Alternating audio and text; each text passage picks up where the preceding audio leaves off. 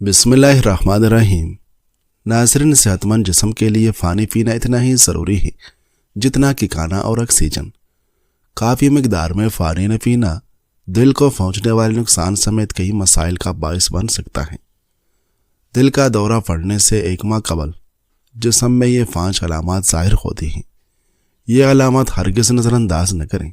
مسلسل اور غیر واضح تھکاوٹ، سانس میں کمی، سینے میں تکلیف اور بھاری پن محسوس کرنا، دل کی دھڑکن تیز ہونا اور نیند میں خلل واقع ہونا۔ تاریخ میں ایسے واقعات بہت ہیں جب حاسدین اپنا حسد کسی اچھے انسان پر نکالنے کی کوشش کرتے ہیں۔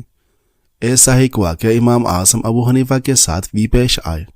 حاسدین نے سوچا کہ امام ابو حنیفہ رحمۃ اللہ علیہ کے دامن پر ایسا دبا لگا دیا جائے کہ لوگ بدظن ہو جائیں۔ لہٰذا انہوں نے ایک جوان عمر بیوہ عورت سے رابطہ کیا کہ کسی ہیلہ سے امام صاحب کو اپنے گھر بلا کر ہم تمہیں اس کے بدلے میں بھاری رقم ادا کرے گی۔ عورت بیچاری پھسلتی بھی جلدی ہے اور پھسلاتی بھی جلدی ہے، وہ جان سے میں آ گئی۔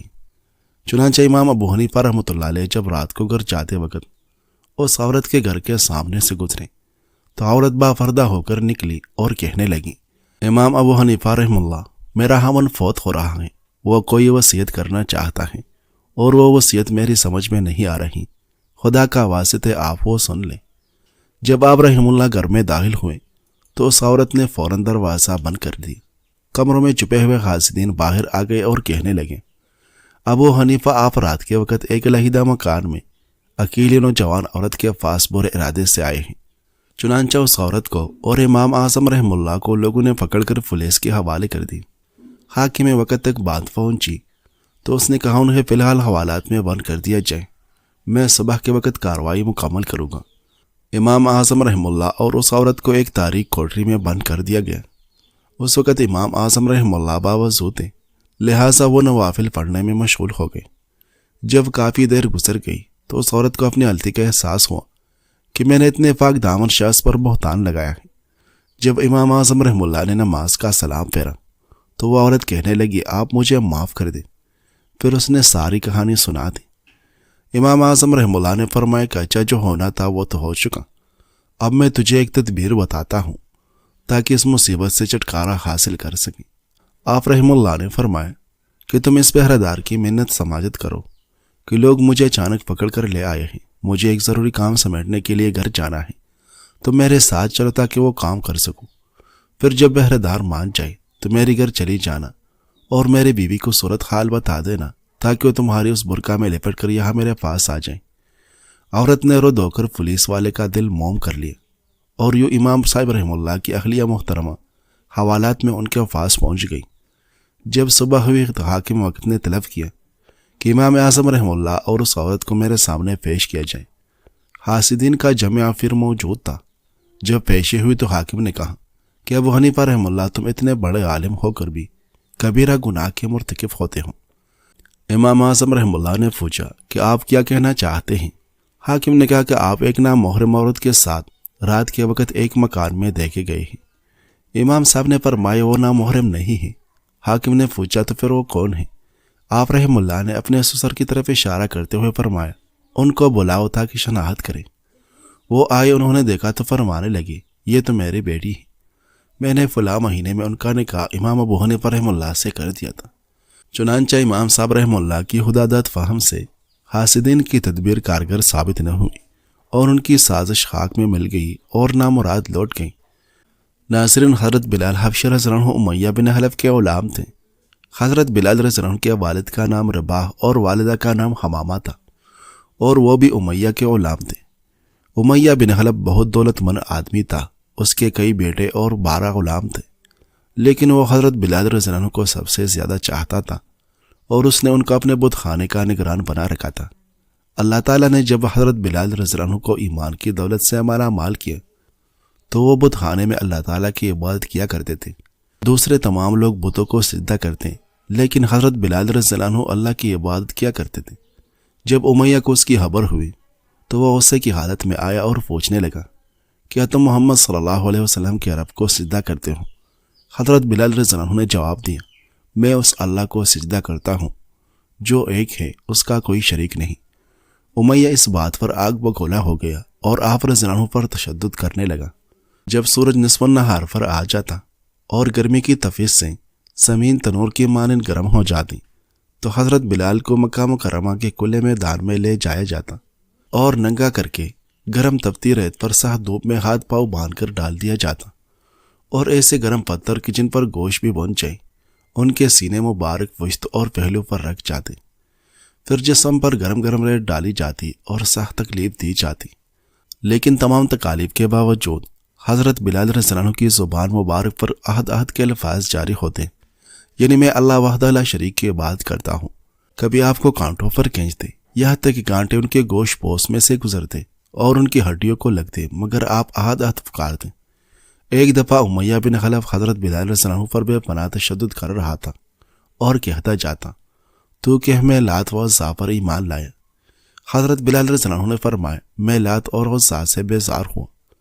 امیہ بن خلف اس سے لال پیلا ہو گئے اور حضرت بلال رضی اللہ عنہ کے سینے پر بیٹھ کر آپ کا گلا گھونٹنے لگا، یہاں تک کہ حضرت بلال رضی اللہ عنہ بے حس و حرکت ہو گئی۔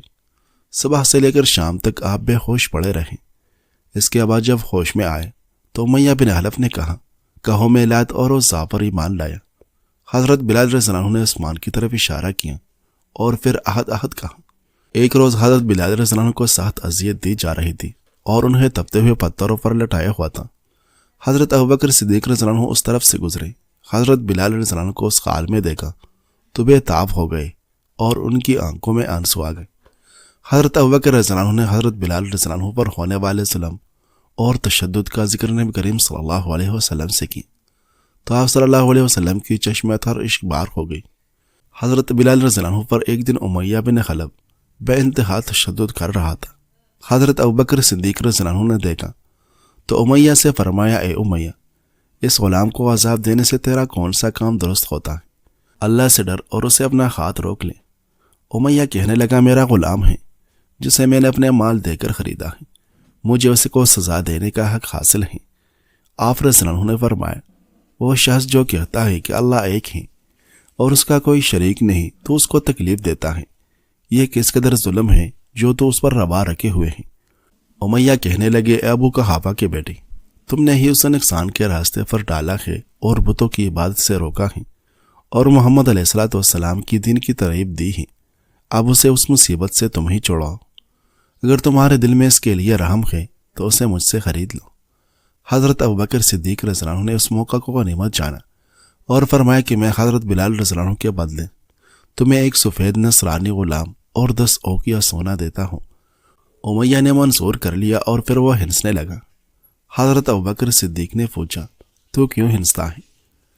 امیہ کہنے لگا، رب کعبہ کی قسم، تو نے بہت نقصان اٹھایا ہے، اگر تو مجھ سے اسے ایک درہم میں بھی خریدتا تو میں اسے بیچ دیتا۔ حضرت ابوبکر صدیق رضی اللہ عنہ نے فرمایا، اللہ پاک کی قسم، میں نے بہت ہی اعلیٰ سودا کیا ہے، اگر تو مجھ سے اس ایک غلام کے بدلے میں میرا تمام مال طلب کرتا تو میں دے دیتا اور اس کو لے لیتا۔ یہ سن کر امیہ خاموش ہو گئے۔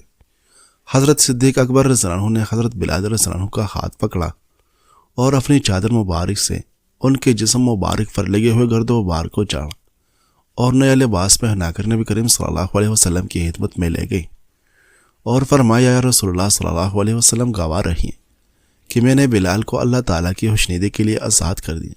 ناصرین، ایک شخص نے ایک بڑی گئی ذبح کی، آگ جلائی اور اپنی بیٹی سے کہا، بیٹی، ہمارے رشتہ دار، دوستوں اور پڑوسیوں کو بلا لو، ہم سب مل کر کھانا کھائے گی اور خوشیاں منائے گی۔ بیٹی نے باہر جا کر گلی میں آواز لگانا شروع کر دی، براہ کرم مدد کریں، میرے والد کے گھر میں آگ لگ گئی ہے۔ چند لمحوں کے بعد کچھ لوگ مدد کے لیے نکلے، جبکہ باقی نے اس چیخو پکار کو نظر انداز کر دیا۔ جو لوگ آئے انہوں نے کھانے پینے کا مزہ لیا اور دیر تک بیٹھے رہے۔ حیران و پریشان والد نے اپنی بیٹی کی طرف دیکھا اور کہا، بیٹی، جو لوگ آئے تھے ان میں سے اکثر کو میں بمشکل جانتا ہوں، کچھ کو تو میں نے کبھی دیکھا ہی نہیں، تو ہمارے رشتہ دار، دوست اور پڑوسی کہاں ہیں؟ بیٹی نے جواب دیا، جو لوگ اپنے گھروں سے باہر نکلے تھے وہ ہماری مدد کے لیے آئے تھے تاکہ آگ بجھ جا سکیں، نہ کہ دعوت میں شامل ہونے کے لیے۔ یہی لوگ ہماری صحاوت اور مہمان نوازی کے حقدار ہیں۔ الغرض، جو لوگ آپ کی مشکلات میں مدد نہیں کرتے وہ آپ کی کامیابی کی خوشیوں میں شامل ہونے کے بھی مستحق نہیں ہوتے۔ ناصرین، ایک شخص کے گھر والوں نے اپنی پسند کی شادی کی۔ وہ آدمی اس رشتے پر خوش نہیں تھا۔ پہلے دن سے ہی اسے اپنی بیوی کو بیوی نہیں سمجھا، بلکہ صرف اسے اپنی نوکرانی سمجھتا تھا۔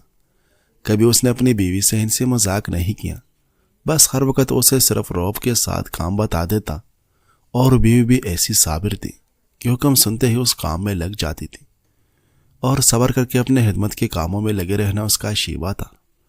بیوی کا ظالم خاوند تھوڑی سی غلطی اور کوتاہی پر اسے بہت مارتا اور پیٹتا تھا۔ بیوی کو بالکل یہ حق حاصل نہیں تھا کہ وہ کبھی کوئی بات اس سے پوچھ سکے۔ آخرکار شوہر نے سوچا کہ کیوں نہ اس سے ہمیشہ کے لیے جان چھڑا لی جائے۔ اب وہ اپنی وفادار بیوی کے موت کے لیے اپنے دوستوں کے پاس جا کر اس کو مارنے کی طرح طرح کی ترکیبیں دریافت کرنے لگا۔ آخر ایک ترکیب پر اتفاق رائے ہوا کہ مٹھائی بنوائی جائے اور اس میں زہر ملا کر بیوی کو کھلا دیا جائے۔ اس طرح اس کا کام تمام ہو جائے گا۔ خاوند بیوی کے پاس وہ زہر آلود مٹھائی لایا اور بڑی محبت سے کہنے لگا، اسے کھا لو۔ بیوی اس کی زندگی میں پہلی دفعہ اتنی محبت دیکھ کر بہت خوش ہوئی اور خیرت زدہ ہوئی، اور اسے یہ بھی یقین ہو گیا تھا کہ اس مٹھائی میں زہر ہے۔ خاوند نے کہا، اسے کھا لو۔ بیوی نے 3 دفعہ پوچھا، کھا لو۔ اس ظالم نے بھی 3 دفعہ یہی کہا کہ کھا لو۔ اس بے مثال اطاعت شعار بیوی نے اس زہر آلود مٹھائی کو خاوند کا حکم سمجھ کر کھا لیا۔ خیر، وہ ظالم خاوند باہر چلا گیا اور دوستوں کے ساتھ جا کر بیوی کی موت کی خوشی کے جشن منانے لگا، اور اس کی موت کی خبر کے سننے کا انتظار کرنے لگا کہ ابھی اس کی موت کی خبر آئے گی۔ وہ یہ سوچ ہی رہا تھا اور اندر اندر سے خوش بھی تھا۔ اتنے میں ایک آدمی بھاگتا ہوا آیا اور کہنے لگا کہ جلدی گھر چلو، تمہاری بیوی کی آخری سانسی ہے اور وہ بار بار تمہارا نام لے رہی ہیں۔ جب یہ ظالم خاوند گھر پہنچا تو بیوی سامنے پڑی تھی، منہ سے جاگ بہہ رہی تھی، زندگی موت کی جنگ لڑ رہی تھی۔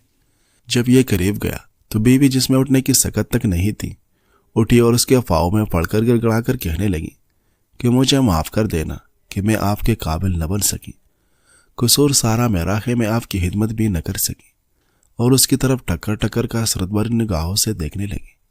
اس کی آنکھوں میں آنسو تھے کہ رکنے کا نام ہی نہ لیتے تھے۔ اس کے یہ تابعداری، فرمان برداری اور سچ محبت اور خلوص کو دیکھ کر اس آدمی کی آنکھیں کھل گئی۔ بس جیسے ہی اللہ نے اس کے دل کی آنکھیں کھولی، وہ جلدی سے اپنے بیوی کو لے کر ہسپتال کی طرف بھاگا۔ ڈاکٹر نے جلدی سے اس نے ایک دل خاتون کا معدہ باش کیا، سارا زہر نکالا، اور وہ آدمی بھی اللہ کے سامنے گڑ گڑایا اور اپنی کوتاہیوں پر اللہ کی حضور معافی مانگی۔ اللہ کا کرم ہوا، اس کی بیوی بچ گئی۔ وہ اپنی بیوی کو بڑے اعزاز و اکرام کے ساتھ گھر لے آئے۔ دن بدلے بیوی کا صبر رنگ لایا۔ اب وہی خاوند جو دوسروں کے سامنے اس کی بے عزتی اور نوکرانی والے سلوک کرتا تھا، نہایت اکرام و اعزاز کرنے لگا۔ پہلے ان کے گھر کے جو بھی لوگ آتے تھے وہ ان کے سامنے بیوی کو نوکرانی کہتا تھا۔ اب وہی آ کر ان سے پوچھتے کہ تیرا نوکرانی کہاں ہے، تو وہ کہتا ہے وہ سامنے میرے گھر کی ملکہ بیٹی ہیں، اب میری زندگی بہت پرسکون ہے۔ ایسے افراد جو طویل عرصے سے جوڑوں کے درد، شوگر، ہائی بلڈ پریشر کے نام پر انگریزی ادویات کو مجبوری میں مسلسل استعمال کر رہے ہیں، ان کے لیے یہ نسخہ نہایت مفید ثابت ہوا ہے۔ سندل سفید 10 گرام، سرول 10 گرام، الائچی 10 گرام، برگ تلسی 10 گرام، دھنیا خشک 5 گرام۔ تمام ادویات کو باریک پیس کر 300 ملی گرام کے کیپسول بھر لیں۔ صبح شام ایک کیپسول تازہ پانی کے ساتھ استعمال کریں۔ ناظرین، ویڈیو پسند آئی ہے تو لائک کیجیے۔ شکریہ۔